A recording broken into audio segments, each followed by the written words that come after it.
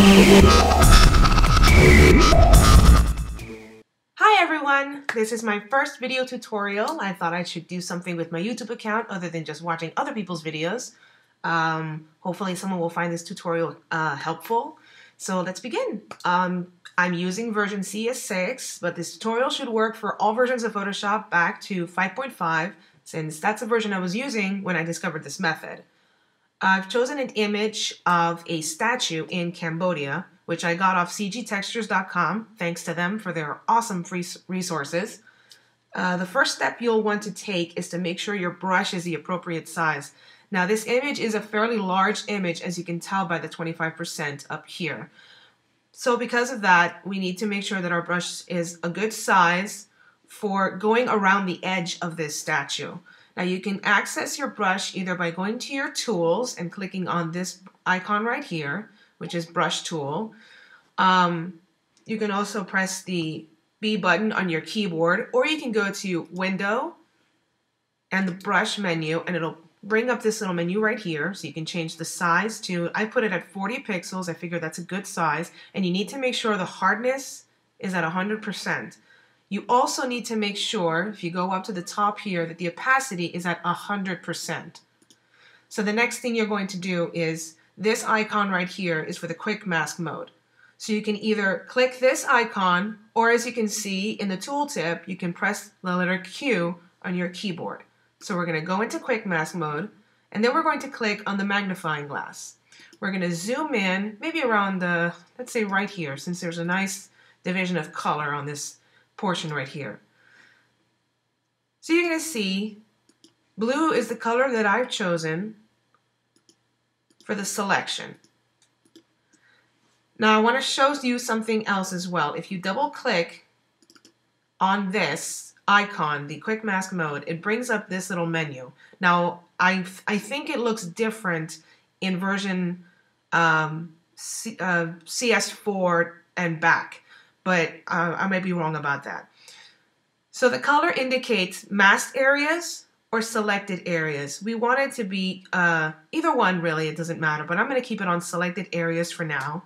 And the opacity has to do with how well you can see through what you're painting to the image behind. So I'm going to leave it at 35 because that's a fine percentage right there. And then here you can double click and change it to whatever color you want. I can make it pink, green, orange, it doesn't matter.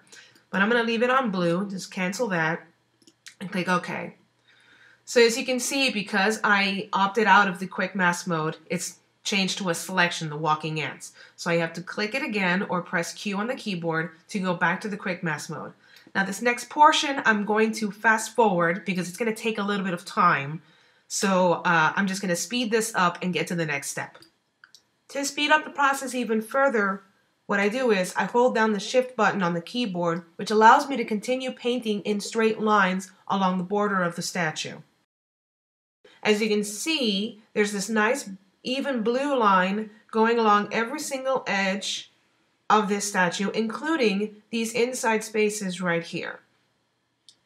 Now the next step we're going to do is we're going to use our magic wand tool, which is this icon right here, or as you can see from the tooltip, come on tooltip, you can press W on your keyboard to select the magic wand tool. So we're just going to click inside while still in quick mask mode. You have to make sure that this little icon is turned on. We're going to click inside the selection. As you can see, the walking ants are going along the inside edge of this blue selection. So the next step we're going to take is we're going to go to Select, Modify, Expand. Now there's a reason why I chose 40 pixels as the size for the brush. Because what we're going to do is, and I can see I already have 15, so that's perfect. We're going to expand this selection by a number that's half or less than the brush size we used. So I could go up to 20 and this would still work. But we're going to use 15 because that's a fine number. We're going to click OK, and as you can see, the walking ants are now moving inside the blue line. So the next step is we go back to our paintbrush tool. But this time, we're going to use a larger brush. Let's go up to it doesn't really matter. Anything above 200, I think, would work fine. Or you can also go to Window, Brush, open this up here, and then change the size right here. So we're going to go ahead and just brush across. And what this does is it fills in the selection for us beautifully. Now I'm just going to deselect, which I can do by just, let's say, clicking here and clicking it off, or I can go to Select, Deselect, or you can also press the Command D to deselect. So we're good to go. Now we can see we've got a nice blue selection over our statue. And then the last thing that's left to do is just exit Quick Mask mode. Now there's different ways that you can get this image off the background. You can either you go to Edit, Copy, and Paste, and it'll create a new layer with the statue. But what I like to do, which I think is much better, let's go to our history. Right here, this is my history button. And let's just go back to the deselect option. What I prefer to do, which works a lot better, let's get out of Quick Mask mode right here. So we can go back to our walking ants. And I like to use masks, which allow us to maintain the integrity of the original image while still selecting out what we want to keep.